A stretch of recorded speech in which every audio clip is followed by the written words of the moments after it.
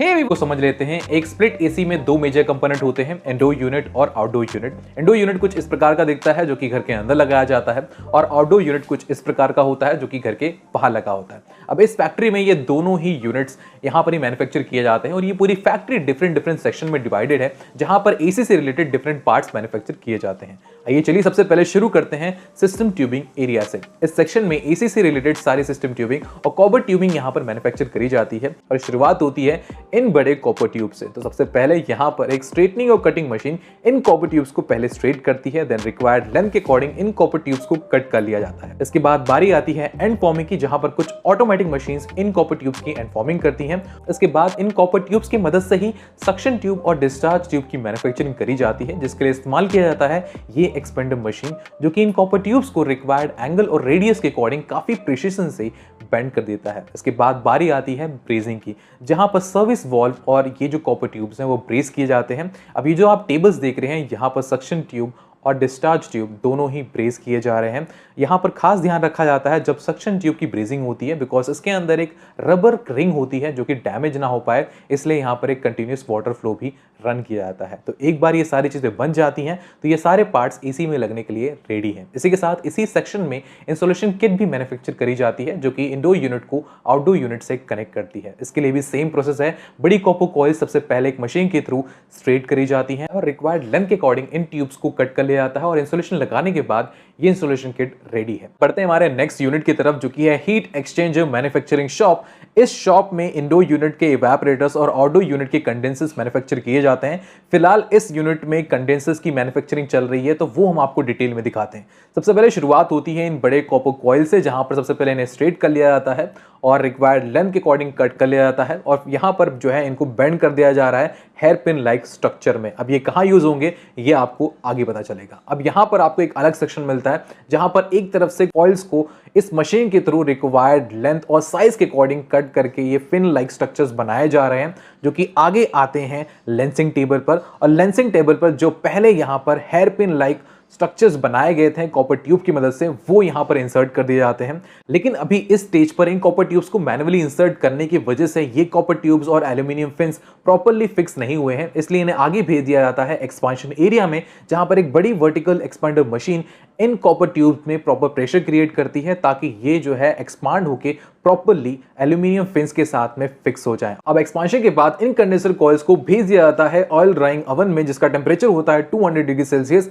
अब कटिंग के दौरान यहाँ पर ऑयल्स यूज होते हैं, इस वजह से ऑयल को ड्राई करना काफी ज्यादा इंपॉर्टेंट है। और ओवन से निकलने के बाद यहाँ पर एक ऑपरेटर मैनुअली यहाँ पर ऑयल के फ्यूम्स को मैनुअली फ्लश करता है, जो कि काफी इंपॉर्टेंट है। और इसके बाद बारी आती है ऑटोमेटिक ब्रेजिंग की, और शुरुआत में ही कुछ ऑपरेटर्स यहां पर रिक्वायर्ड लोकेशंस पर यू बेंड जो है वो फिट कर देते हैं, और उसके बाद जो है एक मशीन इसे ऑटोमेटिकली ब्रेज कर देती है। और इसके बाद कुछ ऑपरेटर्स भी यहां पर मैनुअली चेक करते हैं कि ब्रेजिंग प्रॉपर्ली हुई है या फिर नहीं। अगर नहीं हुई है तो उन्हें जो है प्रॉपर्ली ब्रेज कर दिया जाता है। तो इसके बाद हमारा जो कंडेंसर कॉइल है वो ऑलमोस्ट रेडी है, लेकिन अभी लीकेज टेस्ट करना बाकी है। तो यहां पर under water leakage test perform किया जाता है by applying positive pressure in this condenser coils, जिसको अंडर वाटर रखकर देखा जाता है कि कहीं पर लीकेज है या फिर नहीं। और इसके बाद अगर कॉइल यहां पर पास होता है तो इसके बाद ये कंडेंसर कॉइल रेडी है एसी में लगने के लिए। चलिए अब बढ़ते हैं इंजेक्शन मोल्डिंग यूनिट की तरफ, जहां पर एसी में यूज होने वाले काफी सारे प्लास्टिक कंपोनेंट्स इसी यूनिट में मैन्युफैक्चर किए जाते हैं। तो यहां पर काफी बड़ी बड़ी मशीन्स हैं जो कि सेट पैरामीटर्स के अकॉर्डिंग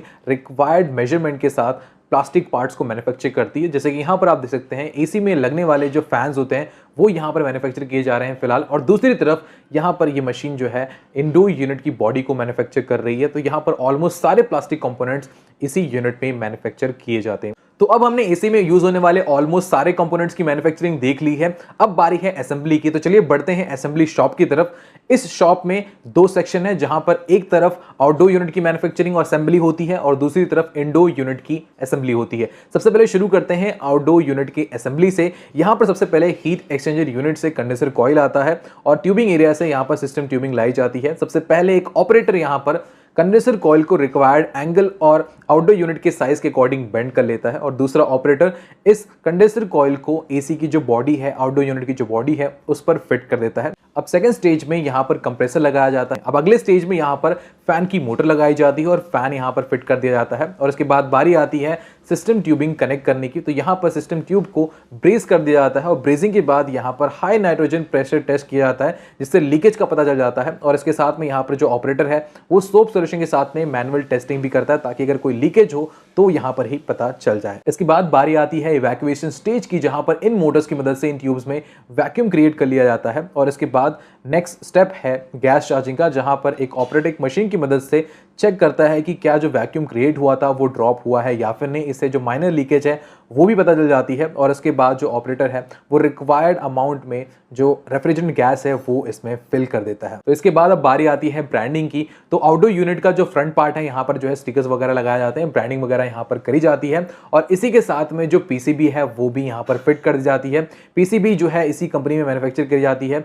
बेसिकली इनका एक दूसरा प्लांट है जहाँ पर टीवीज मैन्युफैक्चर होते हैं, तो उसी मैन्युफैक्चरिंग प्लांट में एसी में यूज होने वाले सारे पीसीबी कंपोनेंट्स भी मैन्युफैक्चर किए जाते हैं। तो इस स्टेज में जो पीसीबी वगैरह है और सारी जो वायरिंग है वो यहाँ पर कनेक्ट कर दी जाती है। तो अब ये जो आउटडोर यूनिट्स हैं ये ऑलमोस्ट रेडी हैं, लेकिन अभी क्वालिटी टेस्ट करना बाकी है। तो इसके बाद इन आउटडोर यूनिट्स की एंट्री होती है लाइन क्वालिटी कंट्रोल में। सबसे पहले यहाँ पर शुरुआत में ही लीकेज टेस्ट एक और बार फिर से कर लिया जाता है। यहाँ पर एक मशीन यूज करी गई है जो कि 1 ग्राम पर एनएम की लीकेज को भी डिटेक्ट कर लेता है। यानी अगर एसी में से 1 ग्राम की भी गैस एक साल में लीक होती है तो वो भी यहाँ पर इजीली डिटेक्ट हो जाता है। तो अब टेस्ट करने के बाद इन आउटडोर यूनिट्स को इंडोर यूनिट के साथ में कनेक्ट कर दिया जाता है और चेक किया जाता है कि क्या ये आउटडोर यूनिट्स प्रॉपर्ली वर्क कर रहे हैं या फिर नहीं। और सारी जो रीडिंग्स हैं, एम्पियर वोल्टेज रीडिंग्स भी यहाँ पर मेजर करी जाती हैं। तो बेसिकली यहाँ पर टेस्ट किया जाता है कि ये जो आउटडोर यूनिट्स हैं ये इंडोर यूनिट के साथ कनेक्ट होने के बाद प्रॉपर्ली ऑपरेट करते हैं या फिर नहीं। और सारी चीज़ें यहाँ पर जो है वो मेजर और टेस्ट करी जाती हैं। और एक और बार फिर से इस यूनिट से बाहर निकलते समय भी एक बार जो लीकेज टेस्ट है वो वापस से परफॉर्म किया जाता है, ताकि इस प्रोसेस के दौरान कहीं पर गैस लीकेज होना शुरू हो गई है या फिर नहीं ये टेस्ट कर लिया जाए। तो 2 बार यहाँ पर जो है गैस लीकेज टेस्ट परफॉर्म किया जाता है। अब इस यूनिट से निकलने के बाद बाकी सारी चीज़ें जो है यहाँ पर फिट करी जाती हैं, लाइक जो फ्रंट पैनल है और कुछ जो एक्सेसरीज वगैरह हैं वो यहाँ पर फिट करी जाती हैं। और इसके बाद जो ऑलमोस्ट आउटडोर यूनिट है वो रेडी हो चुका है। लेकिन अभी भी यहाँ पर एक टेस्ट करना बाकी है जो कि है फाइनल क्वालिटी कंट्रोल टेस्ट। यहाँ पर ये चेक किया जाता है कि क्या इस यूनिट से कहीं करंट वगैरह लीक नहीं हो रहा है, यानी सेफ्टी चेक करी जाती है कि यहाँ पर प्रॉपर्ली वायरिंग वगैरह सब कुछ हुई है या फिर नहीं।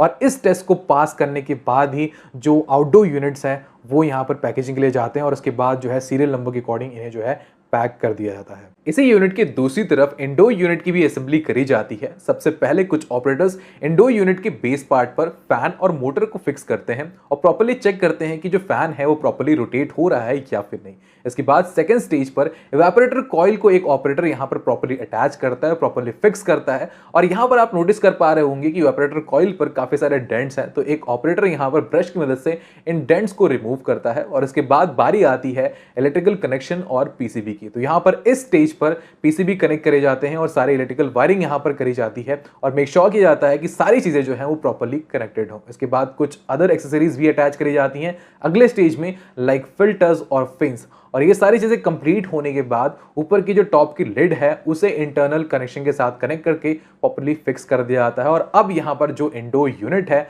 वो कंप्लीटली रेडी है, लेकिन अभी जो टेस्टिंग है वो बाकी है। तो कुछ ऑपरेटर्स यहाँ पर इन इंडोर यूनिट्स को प्रॉपर्ली टेस्ट करते हैं, रन करके टेस्ट करते हैं, ताकि पता चल सके कि ये प्रॉपर्ली वर्क कर रहे हैं या फिर नहीं और क्या रीडिंग्स वगैरह आ रही हैं। तो एक बार ये सारी चीजें टेस्ट होने के बाद अगर ये indoor units properly test pass करते हैं तो उन्हें आगे क्लीन करके भेज दिया जाता है पैकेजिंग के लिए और फिर उनको सीरियल नंबर के अकॉर्डिंग पैक कर दिया जाता है। तो अब यहाँ पर वाइबर के इंडोर और आउटडोर यूनिट्स बनकर रेडी हैं। तो इस लिफ्ट की मदद से इन्हें ऊपर ट्रांसफर कर दिया जाता है गोडाउन में और उसके बाद गोडाउन से आपके घर पर और डीलर्स के पास ये जो है शिप कर दिया जाता है। अब यहाँ पर हमने देख लिया है डिटेल में कि एसीज कैसे मैन्युफैक्चर किए जाते हैं, लेकिन यहाँ पर सबसे ज्यादा इंपॉर्टेंट पार्ट है टेस्टिंग लैब। बेसिकली एसीज पर आप जो रेटिंग देखते हैं 3 star, 2 star rating, 5 star rating, ये रेटिंग का भी एक प्रोसेस होता है और इसके लिए प्रॉपर एक टेस्टिंग लैब होती है जो कि यहाँ पर अवेलेबल है, जिसे हम कहते हैं साइक्रोमेटिक लैब। और यहाँ पर डेडिकेटेड 2 चैम्बर्स हैं फॉर इंडोर यूनिट्स और आउटडोर यूनिट्स। तो जैसे कि यहाँ पर आप देख सकते हैं ये जो चैम्बर है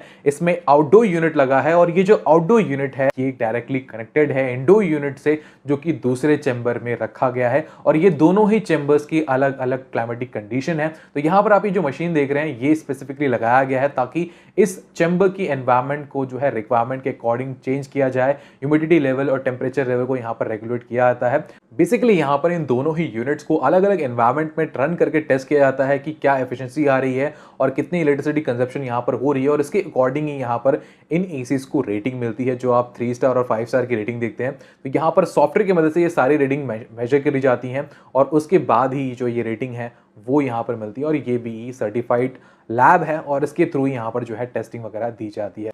तो कुछ इस प्रकार से वाइबर के एसीज मैन्युफैक्चर किए जाते हैं इंडिया में। आई होप ये वीडियो काफी ज्यादा इंफॉर्मेटिव रहा होगा, काफी